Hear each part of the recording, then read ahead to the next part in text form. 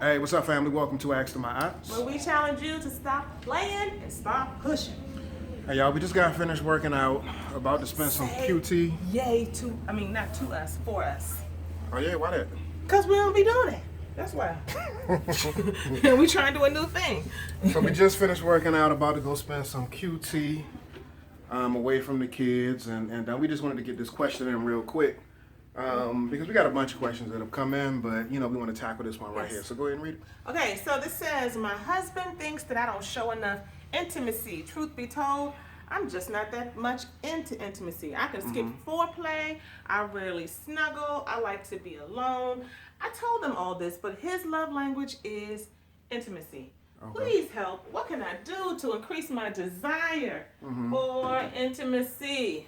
All right, so guys, will you want to start on it or? I'm all sweating and stuff. Nah, not really. All right, no.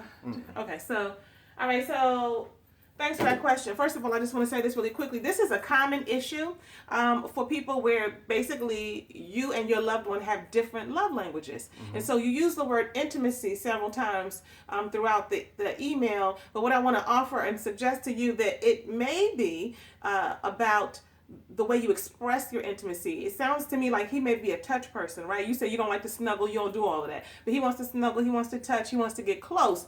And so that's one way to express intimacy. So my question for you is, are you intimate with him? Are you emotionally intimate? Do you show vulnerability? Do you have good enriching and exposing conversation, right? The kind of conversation that you don't have with nobody else, right? That's intimacy. Are you having sex? Right, and then of course snuggling and that kind of thing is one thing, and then it just can look a number of different ways. So it sounds to me like your correct question may be, how do I really get with the whole touching, booed up, snuggled up stuff when that's not really me? Not so much the intimacy. But if you do find that, we're really not that close, period.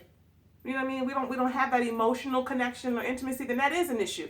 And you do need to get with that. But I think that might be a different type of question, and I don't think that's where you're going. So what I would say is this: you just have to fake it until you make it. It ain't that complicated. I mean, as with all things, where we find ourselves in a place that looks unfamiliar to us, this is not terrain that I'm used to dealing with. I didn't grow up like this. We didn't do this in my family. We wasn't all, cuddled up and all of that. And so now you get with someone, and it is not by accident. It is always by divine design that has that kind of a way of being. They want to be booed up, whatever. They're trying to teach you. They don't know it.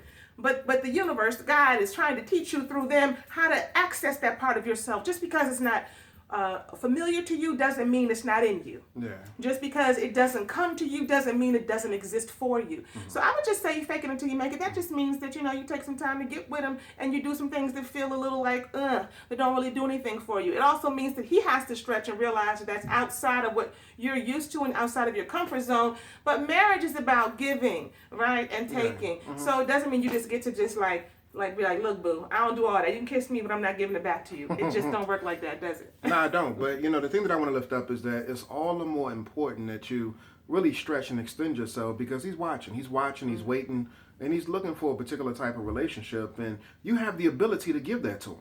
You got the ability to change how he feels and how he experiences you just in you stepping outside of your comfort zone and giving him what it is that he's looking for. So even if you ain't feeling it, like my wife just mentioned, you got to fake it until you make it. But your relationship will be all the more better for it. And you'll be transformed in that process too, because in doing that, you'll discover a different you. So it might not feel good initially, but guess what? When you do it, he feels good. And when he feels good, he's going to want to make you feel good. And then the relationship is all good. Yeah. And so, I just want to lift that up because it's important that when you give out, you'll get something back. And it's not just that you're trying to get something reciprocated, but it's about elevating the relationship to the next level by extending yourself beyond yourself, going beyond your comfort zone and showing your husband love the way he wants to receive it. But you know what? You can't get none of that if you don't stop playing stop playing and start pushing. Peace, y'all.